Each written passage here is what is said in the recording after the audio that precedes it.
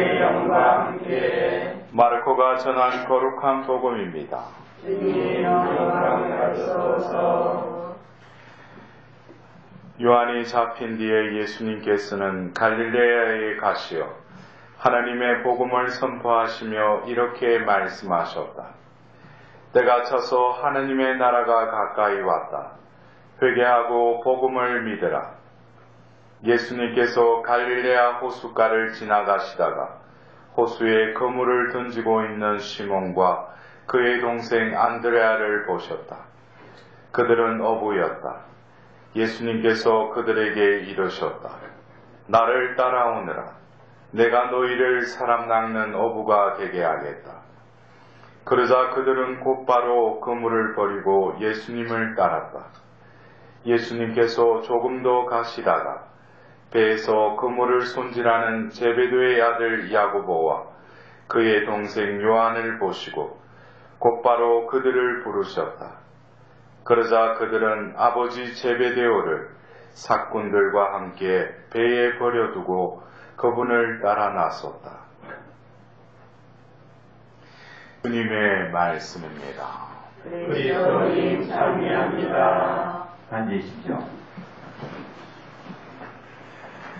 이 교회에서는 주일 미사 때의 말씀 전례로 보통 제1독서의 말씀을 구약에 수록되어 있는 말씀과 더불어서 제2독서에는 예수님 그 복음서 이후에 그 초대교회의 그 사도들에 의해서 행적과 그 전한 그 말씀을 또 우리는 듣습니다. 그리고 복음을 통해서 예수님의 그 생애의 그 말씀을 우리는 듣습니다. 어쩌면 이러한 우리의 말씀 전례에 배치되어 있는 이 말씀은 이미 구약에 또 신약에 이미 그것은 일어났던 일이죠. 근데 우리가 이 말씀 전례에 참여하면서 이것은 과거의 말씀이기도 하지만 이 말씀은 생명의 말씀이고 오늘 우리가 들었던 제2독서에 때가 얼마 남지 않았습니다 라고 한 것이 2000년 전 그 바오로 사도가 고린도인들에게 보낸 편지에 적은 그 때이기도 하지만 이 때는 바로 지금 우리가 머물고 있는 지금 이 시각이기도 하다는 거죠. 그래서 이거는 그냥 과거에 선포됐던 말씀일 뿐만 아니라 우리는 지금 이 시각에도 유효할 뿐만 아니라 이 말씀은 어떻게 돼요? 하느님의 때가 되면은 언젠가는 이 말씀이 완성된다는 것을 우리는 알아들어야 돼요. 그래서 어떤 이 말씀을 들을 때 이 말씀이 오늘 이를테면은 우리가 1독서의 요나 예언서를 들었는데 이 말씀이 그냥 그 니느웨 사람들에게만 적용되는 말인가? 아니라는 거죠. 이것은 니느웨 사람들에게 선포되었던 그 말이 결국에는 우리에게도 적용된다는 거예요. 이를테면은 뭡니까? 40일이 지나면은 니느웨는 막 무너진다. 이 니느웨라는 그 고대 이 도시일 뿐만 아니라 우리가 지금 머무르고 있는 이 삶의 자리, 또 다른 니느웨 성읍은 뭐예요? 무너진다는 거죠. 오늘 이 독서에서도 뭡니까? 이 세상의 형체가 어떻게 된다고 했어요? 사라진다고 그랬어요. 이런 아리송한 이런 복음의 그 말씀 속에 등장하는 이런 것들. 근데 오늘 예수님이 이제 공생애를 시작하면서 마르코 복음서의 첫 마디가 뭡니까? 때가 차서 하나님의 나라가 가까이 왔다. 회개하고 복음을 믿으라 그랬어요. 이것은 예수님이 복음을 전하시면서 마르코 복음사가에 의해서는 뭐예요? 공적으로 드러낸 첫 말씀이라는 거죠. 때가 차서 하나님 나라가 가까이 왔다. 회개하고 복음을 믿으라. 예수님께서는 이 말씀을 선포하셨을 뿐만 아니라 그분이 이 지상에 머무르는 동안에 이 말씀을 어떻게 해요? 말로 뿐만 아니라 이 말씀을 성취하셨죠. 그래서 예수님이 그 십자가 상에서 숨을 거두시기 전에 뭐라고 하셔요? 다 이루어졌다 그랬죠. 다 이루어졌다. 그러니까 예수님은 말씀을 선포하신 분이시기도 하지만 말씀을 이루신 유일한 분이시라는 거죠. 우리도 이 연중 시기를 지내면서 예수님의 말씀을 듣는 것에서 끝나는 것이 아니라 들었다면 우리도 뭐예요? 삶을 통해서 그것을 살고 완성해야 된다는 거죠. 오늘 이어서 우리에게 들려준 내 제자의 첫 부르심, 이것이 그냥 그 갈릴레아 호숫가에서 있었던 사건이지만 이 사건은 이 부르심을 받은 이들에게는 뭐예요? 평생 이 사건은 리마인드 된다는 거예요. 계속 되뇌이고 기억하고 결국 뭐예요? 예수님은 이 첫 번째 사건을 어떻게 해요? 그들 가운데에서 이루시죠. 완성시키시죠. 그냥 부르심 받았다 나를 따라라 해서 그냥 그 사건으로 끝나는 것이 아니라 그것은 계속 그들의 삶에 있어서 뭡니까? 예수님의 이 말씀은 결국 나를 따라라 했지만 예수님을 3년간 그 예수님을 따랐던 그들 역시 뭡니까? 예수님이 이제 잡혀가던 그때에 오늘 부르심을 받았던 4명 중에 한 명이었던 베드로는 나는 그분을 절대 모른다고 그래요. 그러면서 뭐예요? 결국 자신의 길로 가죠. 왜? 자신이 살아야 되니까. 그러나 예수님은 분명히 오늘 첫마디에서 때가 차서 하나님 나라가 가까이 왔다 그랬어요. 여러분들이 이미지하고 또 이미지화하고 또 개념 지은 하나님 나라는 어떤 나라입니까? 여러분들 자신에게 물어보셔요. 하나님 나라는 나에게 어떤 의미가 있는 나라예요? 그냥 우리가 죽어서 가야 할 천국이라고 생각하셔요? 그냥 이상한 어떤 파라다이스, 낙원적인 그런 나라를 하나님 나라라고 생각하셔요? 우리는 하나님 나라라는 것을 예수님 제가 서두에도 말씀드렸지 예수님은 하나님 나라에 대해서 비유로 계속 이야기하셨죠. 그리고 더불어서 뭐예요? 이 하나님 나라를 이루기 위해서 예수님이 가신 길은 뭐예요? 바로 십자가의 길이었어요. 그래서 그것이 다 이루어졌다라고 말씀하시고 또 더불어서 예수님이 최후의 만찬 때 그 제자들에게 나는 너희들이 머무를 곳을 마련하라. 나는 간다. 그랬어요. 근데 빌립보가 뭐라고 그랬어요? 그 길을 우리에게 가르쳐 주십시오. 그러죠. 요한복음 14장에. 그러자 예수님이 14장 6절에 뭐예요? 나는 길이요 진리요 생명이다. 그래요. 나를 보았으면 아버지를 보았다. 그런 이상야릇한 말을 하셔요. 제자들은 그것을 못 알아듣죠. 하느님 나라는 우리가 죽어서 어떤 심판을 받고 나서 가는 천국의 그 나라이기도 하지만 예수님이 몸소 육을 취하셔서 이 세상에 오신 것은 바로 하나님 나라를 너희들이 살고 있는 이 때에 이미 뭐예요? 너희들 가운데에 하나님 나라가 이미 왔다는 거예요. 그럼 하나님 나라를 우리가 어떻게 볼 수 있는가? 그것은 세상적으로 우리가 외적으로 하나님 나라 해가지고 보면 변화되고 이런 것이 아니라 하나님 나라는 여러분들이 비유의 말씀에도 나오듯이 밭에 묻혀진 그 보물과 같이 뭐예요? 겉으로 보면 보이지 않는다는 거죠. 여러분들 오늘 우리가 이 독서를 통해서 또 바오로 사도는 또 우리가 이해하지 못하는 어떤 그런 또 다른 차원의 세상을 이야기하고 있어요. 이제부터 아내가 있는 사람은 아내가 없는 사람처럼, 우는 사람은 울지 않는 사람처럼, 기뻐하는 사람은 기뻐하지 않는 사람처럼, 물건을 산 사람은 그것을 가지고 있지 않은 사람처럼, 세상을 이용하는 사람은 이용하지 않는 사람처럼 사십시오 그랬어요. 현재의 이 상황이 다가 아니라는 거죠. 이것은 묻혀져 있는 그 보물과 같이 하느님 나라는 이미 이 땅에 우리 가운데 도래했지만 그것을 볼 수 있는 눈은 하나님이 우리에게 몸소 열어주셔야지 그 하나님 나라를 우리가 볼 수 있다는 거예요. 여러분들은 하나님 나라를 보셨어요? 이 땅에서 하나님 나라 도래함을 여러분들 느끼셔요? 아니면은 내 육안으로 보는 그 세상만 지금 보고 그것에 허겁지겁하고 거기에 전력 투구하면서 살아가고 있는지.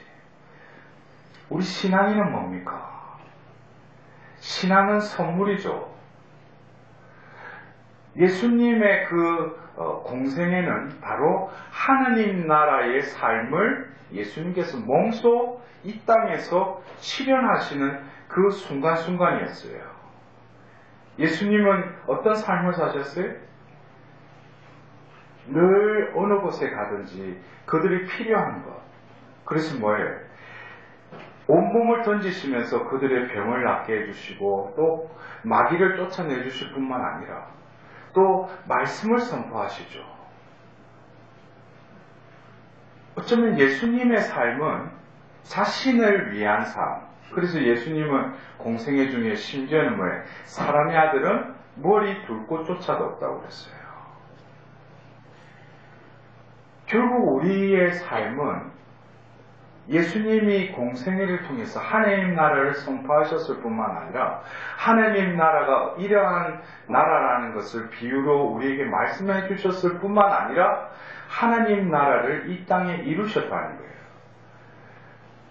그러나 우리 하나님 나라를 이루는 것이 어떤 권력으로 어떤 백성들을 주동해가지고 어떤 정부를 세우는 세상적인 방법이 아니라 몸소 뭡니까? 하늘의 미랄이 되어서 죽음의 길로 나아가죠. 세상적으로 보면 저 사람이 하나님 나라를 구축하고 이루기보다는 쓸쓸하게 그냥 혼자서 실패한 그러한 삶으로 보일 수밖에 없다는 거예요. 어쩌면 이 세상의 관점과 예수님이 우리 가운데 드러내신 하나님 나라의 신비는 너무나도 판이하게 다르다는 거죠. 우리는 눈에 보이는 어떤 세력과 어떤 영역을 장악하는 것이 하나님 나라고 생각하는데 예수님은 몸소 그냥 하늘의 미달로 그냥 썩어서 죽었을 뿐이에요. 그러나 뭡니까? 그 하나님 나라는 거기서 끝이 나요? 아니죠. 사흘 만에 그 죽었던 예수님을 하나님께서 다시 살리시죠. 더불어서 뭡니까? 오늘 부르심 받은 이 네 제자뿐만 아니라 12제자를 통해서 뭐예요? 교회를 세우게 하시죠. 교회를 세우시죠. 그리고 뭐예요? 그들을 통해서 전 세계에 복음이 전하게 되죠. 이것은 어떤 세상적인 관점이 아니죠. 그래서 바오로 사도는 이 세상의 형체가 사라진다는 거예요. 그렇다면은 우리가 하나님 나라를 어떻게 발견할 수 있고 또 하나님 나라를 우리 이 시점에서 이 현재에서 어떻게 우리가 살고 실현할 수 있는가? 이것은 오늘 구약의 니네베의 성읍이 무너진다고 했지만 그러나 그 말을 듣고 죄를 뒤집어 쓰고 그들이 회개해야 하는 것을 보고 하나님이 그 재앙을 거두셨다라고 우리는 일독서의 말씀을 들었지만 어쩌면 우리가 이 하나님 나라가 우리 가운데 이루어지려면은 우리는 보이지 않는 또 다른 니네베 성읍을 바라봐야 돼요. 그 니네베 성읍은 벽돌로 지은 외부에 쌓여져 있는 그 성읍이 아니라 우리 안에 보이지 않는 성읍이에요. 그것은 뭡니까? 하나님을 하나님답게 여기지 않고 내가 주인이면서 내 안에 세워진 또 다른 성읍, 이 세상의 성읍, 권력과 명예와 그 재물로 쌓여진 또 다른 이 세상의 흔적들, 이것을 우리는 바라봐야 돼요. 왜 하나님 나라를 우리가 발견 못하겠어요? 그 성읍에 가려져 있기 때문에 하나님 나라가 보이지 않는 거예요. 내가 하나님 그런데 왜 하나님이 내 가운데 왜 계시지 않는가? 그것은 내 안에 성읍을 쌓고 그 중심에 내가 살아가기 때문이에요. 우리는 또 다른 바벨탑을 내 안에 쌓고 있죠. 하나님을 믿는다고 하면서도 나는 하나님을 빙자해서 뭐예요? 이 세상에서 득세하고 돈 많이 벌고 내가 부유하기를 원하지 않습니까? 그것이 솔직한 내 바람이지 않습니까? 근데 예수님이 보여주셨던 삶은 너무나 가난하고 어쩌면 십자가 위에 못 박혔을 때는 옷 하나도 걸치지 못하고 십자가에 못 박혀 돌아가신 그것이 무슨 다 이루어진 삶인가? 그것은 우리 안에 있는 그 또 다른 성읍에 갇혀 있다면 하나님 나라는 절대 발견하지 못할 것입니다.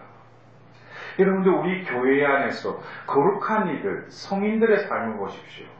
그들이 이 현세의 것을 구축하고 더 세력을 펼치기 위해서 그들의 삶을 살았어요. 오늘 복음에서처럼 예수님을 만나고 예수님을 따르는 데 있어서 뭐예요? 이 모든 것은 포기하고 버리고 오로지 예수님만 그들의 삶의 주인으로 살았기 때문에 그들은 뭐예요? 거룩한 자, 성인이 된 거예요. 여러분들 우리는 오늘 일독서의 그 니네베 성읍이 무너진다. 이것은 결국 우리가 죽을 때 되면 이러한 것이 얼마나 실감있게 다가오는지, 내가 구축했던 이 현세의 재물, 권력, 명예가 뭡니까? 이 죽음을 통해서 한갓 이것은 뭐예요? 한갓 연기일 뿐이라는 거죠. 그런데 뭡니까? 여기에 우리의 행복의 잣대를 잡고 있죠. 그것을 하나님께 구하고 있죠. 그러니까 뭐예요? 하나님 나라가 보이지 않죠. 또 그리고 뭐예요? 하나님 나라에서 누리는 그 정의와 사랑과 평화가 내 마음에 깃들이지도 않죠. 여러분들 우리가 이제 이 한 해를 시작하면서 예수님이 우리 가운데 오심을 기다리는 대림 시기, 또 실제로 우리 가운데 우리 안에 빛으로 오신 그 예수님의 그 성탄 시기, 더불어서 우리가 지내고 있는 이 연중 시기는 올 한 해도 예수님이 하나님 나라가 가까이 왔다, 회개하고 복음을 믿으라. 우리는 뭐예요? 다시금 회개해야죠. 하나님께로 우리의 삶을, 우리의 존재가 다시금 돌았어야 됩니다. 아직까지 세상에 내 눈을 두고 있다면, 우리가 세상에 살지만 우리가 그리스도인으로 부르심을 받았기 때문에 우리의 눈을 다시금 하느님 나라로 향할 뿐만 아니라 뭐에 회개하고 복음을 믿으라. 복음을 통해서 우리의 삶의 모든 삶의 수칙과 또 더불어서 우리의 삶의 방향을 이 말씀 안에서, 복음 안에서 그 빛을 받아야 된다는 거예요. 더불어서 이 말씀이 우리 가운데 이루어질 수 있도록 우리는 말씀을 우리 마음 한가운데 모셔야 할 것입니다. 그래서 예수님이 2000년 전 복음을, 공생애를 시작하면서 선포하신 이 말씀은 예수님이 선포하신 말씀이지만 이제 예수님이 내 삶의 주인이요 내 성읍을 다 허물고 예수님의 그 피난처를 내 안에 구축한다면 바로 예수님이 하셨던 그 말씀이 내 입을 통해서 선포되어야 될 것입니다. 하나님 나라가 가까이 왔다. 회개하고 복음을 믿으라. 이것은 예수님의 말씀이기도 하지만 내 삶을 통해서, 내 존재를 통해서 뭐예요? 만방의 이웃에게 전해야 할 또 다른 나의 과제이기도 하다는 것입니다. 여러분들 어떤 때는 우리가 죽을 때, 죽음 직전에 과연 여러분들은 무슨 말을 하고 이 생에서의 그 숨을 거두겠습니까? 제 개인적인 바람은 예수님이 십자가상에서 하셨던 다 이루어졌다. 어쩌면 내 하나라는 이 존재가 미랄로 이 땅에 떨어졌다면 예수님과 같이 썩어서 많은 열매를 맺는 예수님의 길을 가다가 내 생을 마감할 때 주님, 저는 미천한 존재이지만 당신이 이루시려고 하셨던 그 일을 다 이루어졌습니다라고 고백하면서 이 생을 마치는 것이 진정 하느님 나라의 시민으로서의 고백이 아닌가 싶습니다. 여러분들, 이 오늘 주일을 보내면서 다시금 니네베 성읍이 무너진다라는 그 말씀이 곧 나에게도 적용되는 하루가 되었으면 합니다.